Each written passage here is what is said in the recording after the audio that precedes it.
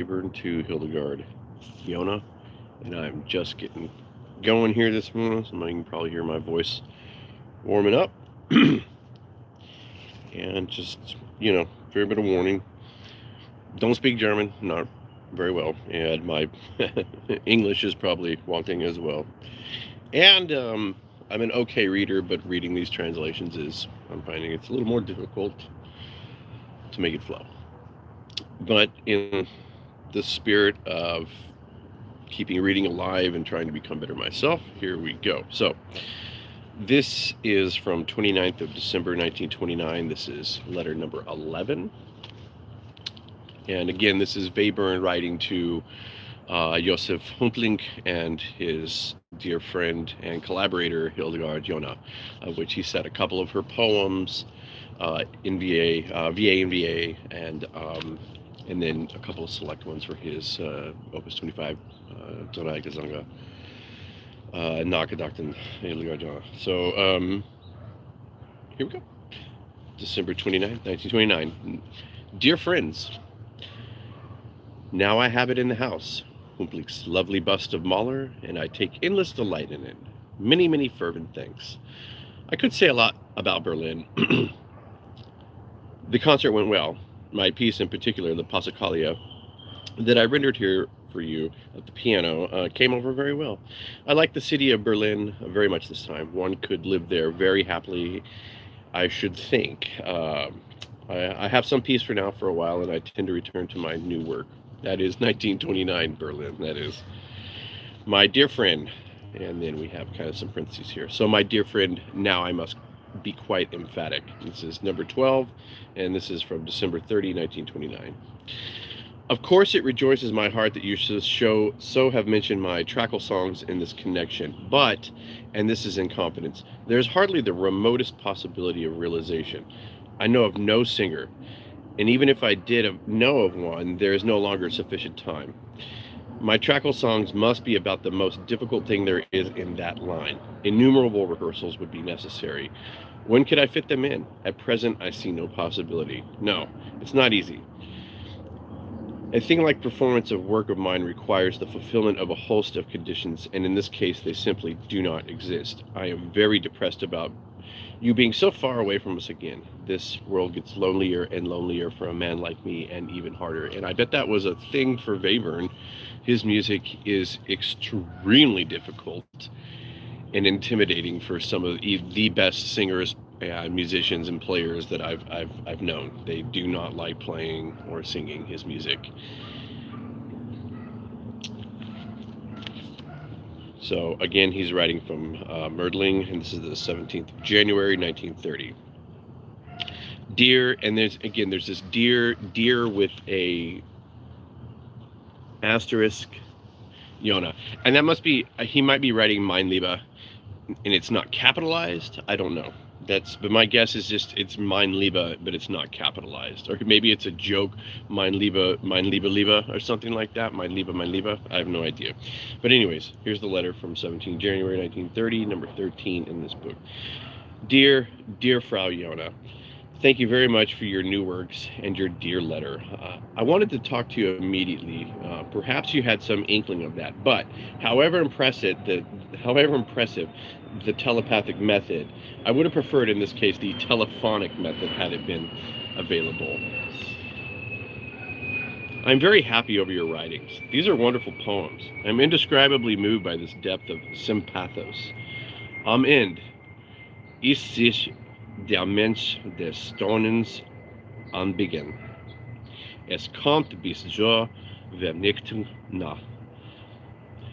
Was ich am Wege übersah.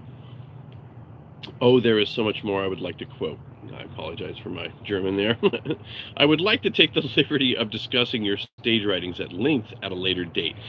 I am glad you keep the idea of writing a libretto for me constantly in mind. It is in this very connection that I would like to talk to you some more.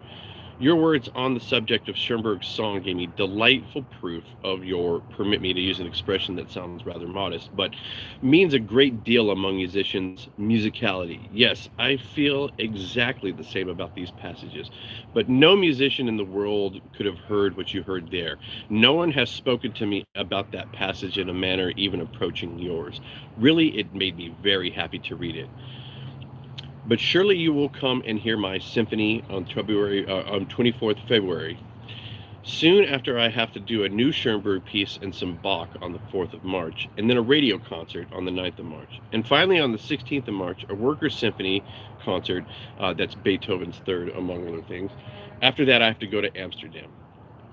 This is letter number 14 from the March 6, 1930. Dear Frau Jone, I cannot put into words the pleasure of you occasioned me with your wonderful painting. It was a wonderful surprise. Harassed and depressed, I arrived at the Institute for the Blind. Then the news, a picture of yours, I was waiting for me there.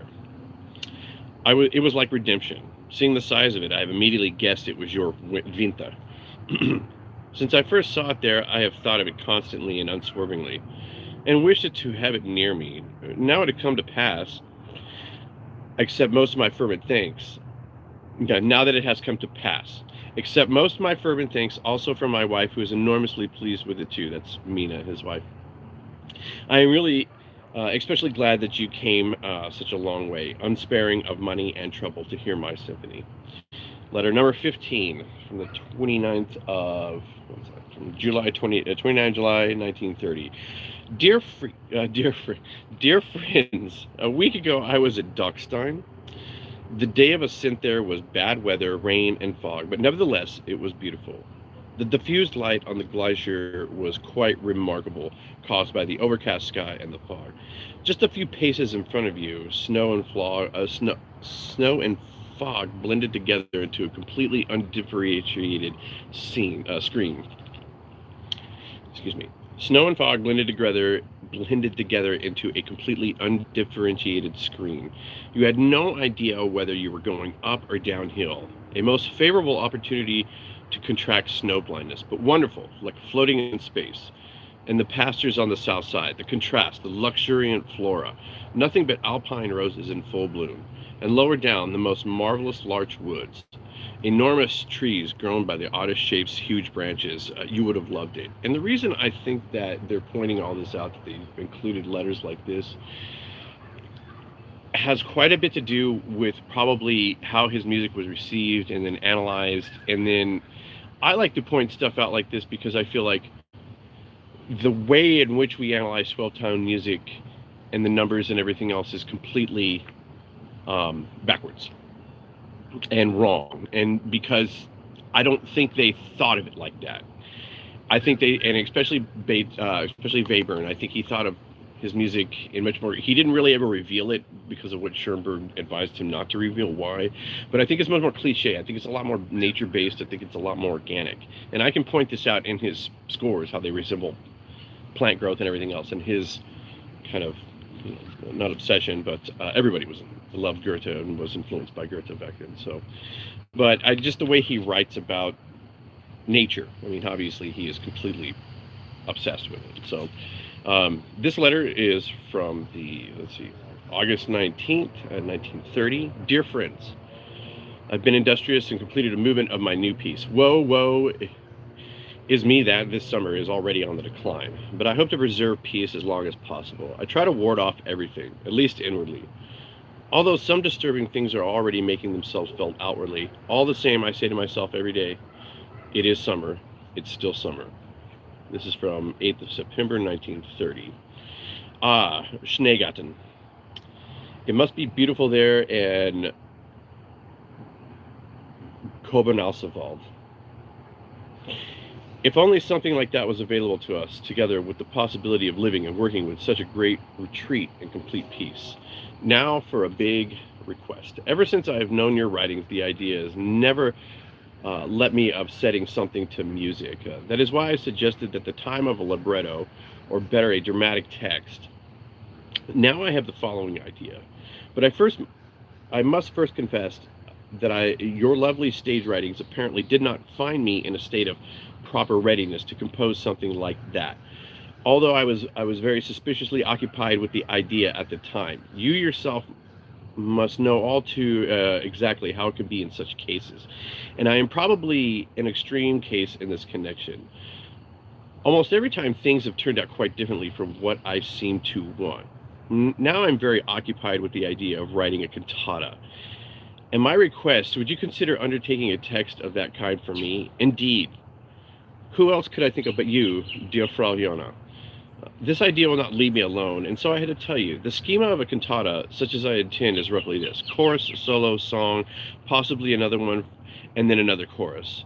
For the solo voices, I envisage a soprano and then possibly a baritone, but none of that is binding. And so what we need, as I'm not thinking of long pieces of music at all, yeah, no joke, is basically a very small amount of text. And furthermore, in the choral movements, which can be repeated, in the choral movements, words can be repeated. Frequently in Bach's choral works, a huge movement is built on a couple of words, a single sentence. Think of the Kyrie eleison, Christi eleison in the Masses. But again, that is just for your general orientation. Now, for what concerns the textual theme, I say outright, the Farbenlehre, that's from Goethe's, the Farbenlehre, the theory of colors. Send me a couple of sentences from your Farbenlehre. So apparently she wrote one too, but I know that Goethe was big on, he had like a theory of colors, and I think that they were all influenced by that. So send me a couple of sentences from your Farbenlehre. I can't do the R's in the back of my throat. I'm going to have to roll them, I guess, like Austrian. This is how I imagine this cantata, the cantata text. Now, surely you understand me. What I want is something that tells of these miracles. In so many of your poems, natural phenomena have been given such extreme, beautiful form. But the text certainly doesn't have to be in rhymed couplets, nor in any kind of bound form. That is why I say just a few sentences from your Farbenlehre.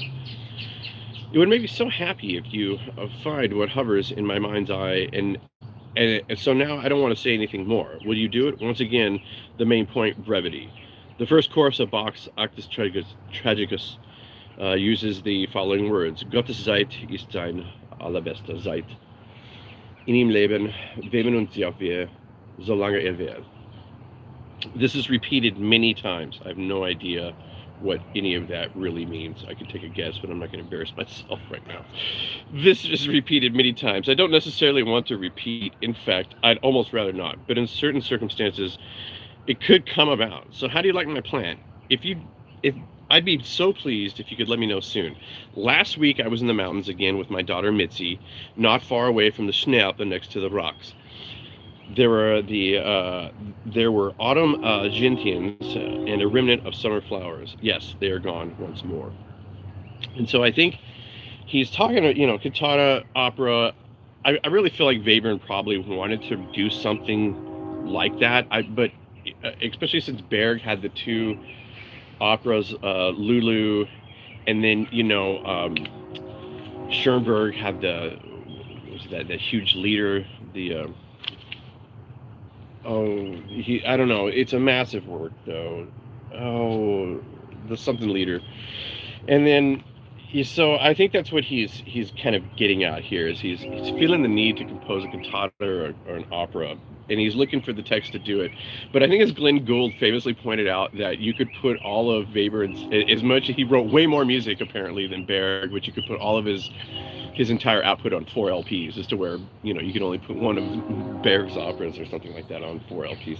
It's a hilarious quote by Glenn Gould. Anyways, moving on, this is the 18th letter. We'll get to probably number 22 today, because I want to show you guys, not to mention the movie Tenet, but they were looking at this kind of stuff and thinking about that. I mean, this is an older, I can't remember exactly what these are called. But if you've ever seen the movie Tenet, Cedro Repo, Tenet Opera Rotas, it's just sort of interesting. There's Webern in his own letters talking about this kind of stuff. And they're talking about a course inversion, retrograde inversion, and all that kind of thing. But anyways, here is September 27th, 1970. Dear Frau Jona, the last few weeks I have had to endure such gruesome trials in my profession as perhaps never before. Dear friends, it is impossible to put into words. I don't want to plague you with the details.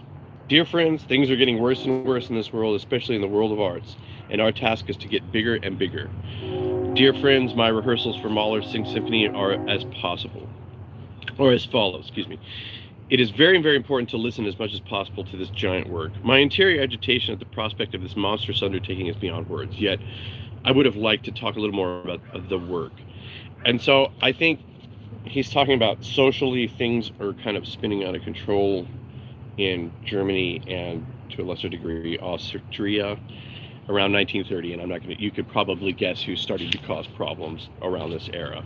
And this is where this book really starts to get interesting, because it goes right up until the letters end, of course, right up when he died in 1945, and tragically the last couple of letters are just horrible, and eventually we're going to get there. I'm not looking forward to it, but we will get there. This is from the 10th of December in 1930. This is the 19th letter in this book. Dear friend, actually, I think I just did that one. Yep. Let's do January 13th, 1931. Here's number 21. Dearest friends, from Monday on, I have to rehearse the chorus twice a week, because in April I have to get to Brahms. He needs to get the German Requiem ready. Around the same time, Starman and Kolisch may put up an evening of my works exclusively. In February, I await a performance of my Passacaglia in a workers' symphony concert under Zemlinsky that is in Vienna. So the workers' symphony, I think we're getting there, right? We're very close to the German Workers' Party, which is nuts. Dear Fraulein, this is from the March 11th, 1931. I am delighted beyond words that you and your husband have produced so much new work.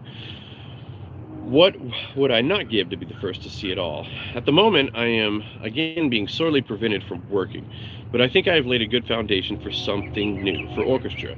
But I have found a row, that is the 12-tone row, that contains already in itself a very extensive relationships of the 12 notes amongst themselves, that is.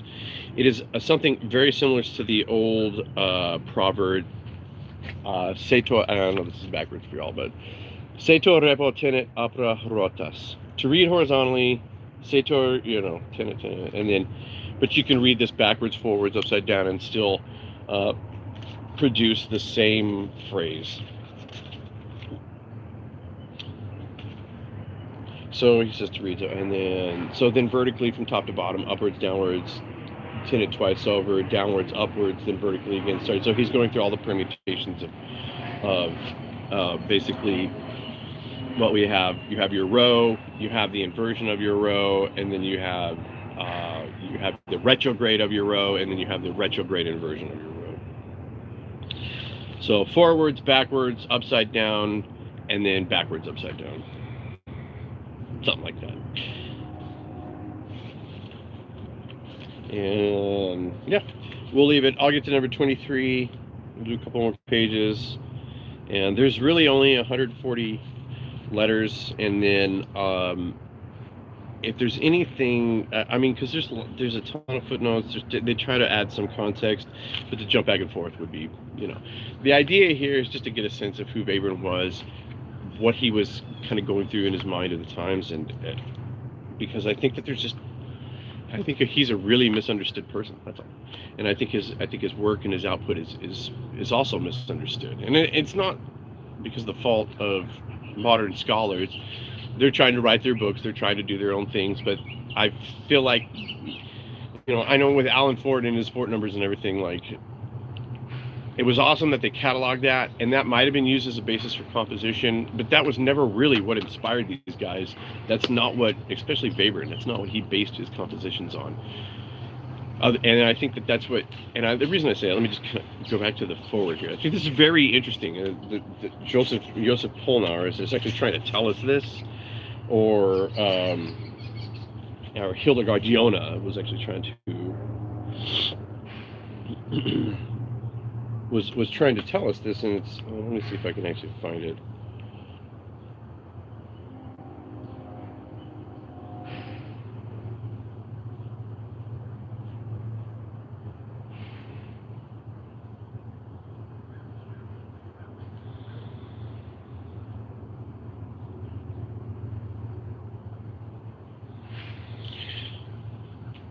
Now that people can see written down black and white what mattered most of all to Webern in his composing, he's only mentioned the tone row once. He's mentioned the retrograde and all this stuff, but that's all stuff that came out of Bach. It's not new, not by any means.